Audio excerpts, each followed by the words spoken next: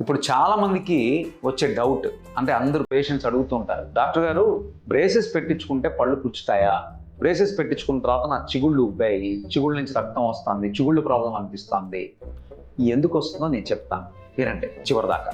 ఒకటి మేజర్గా ఏంటంటే, మనం బ్రేసెస్ పెట్టించుకున్నప్పుడు ఆ బ్రేస్లెట్స్ ప్లస్ వైర్కి మధ్యలో స్పేస్ది క్లీన్ చేసుకోవడానికి సపరేట్గా ఆర్థోడాంటిక్ టూత్ బ్రష్ ఉంటుంది. అంటే ఈ బ్రేసెస్ని క్లీన్ చేసుకోవడానికి సపరేట్ బ్రష్ ఉంటుంది. ఆ బ్రష్ ద్వారా పళ్ళు క్లీన్ చేసుకోవడం.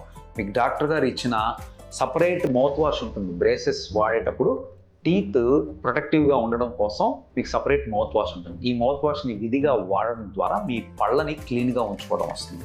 ఎప్పుడైతే మీరు ఇవి ఫాలో కారో, ఆ బ్రేసెస్కి ఉన్న వైర్కి మధ్యలో ఆహారం అది అక్కడ ఇరుక్కుపోయి అలాగే క్లీన్ చేసుకోకుండా ఉండడం వల్ల మనకి పళ్ళు అక్కడ బ్యాక్టీరియా అనేది పెరిగి పళ్ళ మీద ఆ బ్యాక్టీరియా సీక్రెట్ చేసే మనకి యాసిడ్స్ ఉంటాయో వాటి వల్ల ఎనామెల్ డీకాల్సిఫికేషన్ అయిపోయి పన్ను పుచ్చడానికి, చిగుళ్ళు ఇరిటేట్ అయ్యి చిగుళ్ళు ప్రాబ్లం రావడానికి, చిగుళ్ళు పెరగడానికి దోహదపడుతూ ఉంటుంది. సో కాబట్టి ఖచ్చితంగా డాక్టర్ గారు ఇచ్చే క్లిప్కి సంబంధించిన బ్రష్, నెక్స్ట్ మౌత్ వాష్ క్లీన్గా మెయింటైన్ చేసుకోవడం, ఫ్రీక్వెంట్ రివ్యూస్ చేసుకోవడం ద్వారా ఈ ప్రాబ్లమ్ని అరికట్టుకోవచ్చు.